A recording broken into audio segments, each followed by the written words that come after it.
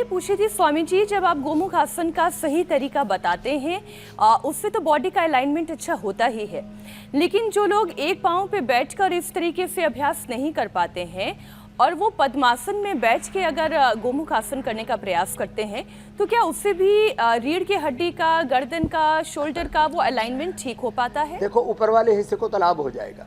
सही तरीका एक एड़ी पर बैठे, ऐसे, ये एड़ी के ऊपर ऐसे बैठे, ऐसे या ऐसे, यूँ बैठे। और जो ऐसे भी नहीं बैठ सकते ना, इसका एक दूसरा तरीका है, फिर यूँ पैर को थोड़ा फैला दिया, यूँ इसको भी फैला दिया, दूसरा तरीका ये।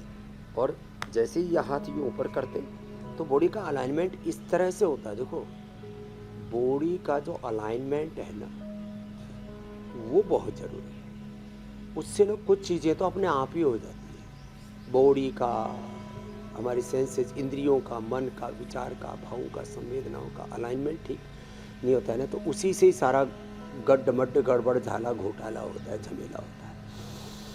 तो ऐसे ना बैठ करके, जो सुखासन में या पद्मासन में भी बैठ करके यूँ करेंगे या यूँ करेंगे, उससे ये कंधे तो कम से कम जाम नहीं होंगे ना। आजकल frozen shoulder, cervical spondylitis pain थोक में हो रहा है, और ये जोड़ों में दर्द के लिए तो हमने शुरू से ही बता दिया, गठिया, फिर RA, CRP, ANA, AVN, HLP 27, जैसे फाइब्रोमाइल्जिया।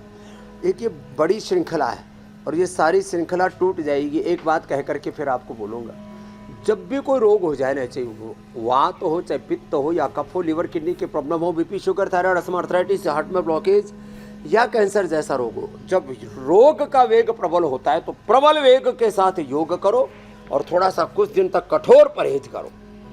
तीव्र संवेगा नाम आसन्न, ये योग का बहुत बड़ा सूत्र है। तीव्र संवेगा नाम आसन्न, और संसार के सामने कभी सरेंडर नहीं करना। गुरु हरि की शरणागति, गुरु हरि की शरणागति, उनके चरणों में, शरण में भक्ति विशेषातावर्जित ईश्वर हतम अनुग्रहणाति अभिध्यान मात्रेण। तो दो सूत्र है, ईश्वर प्रणिधानाद्वा तीव्र संवेगा नाम आसन्न। फिर ऐसे जीवन बदलता ही चला जाता है।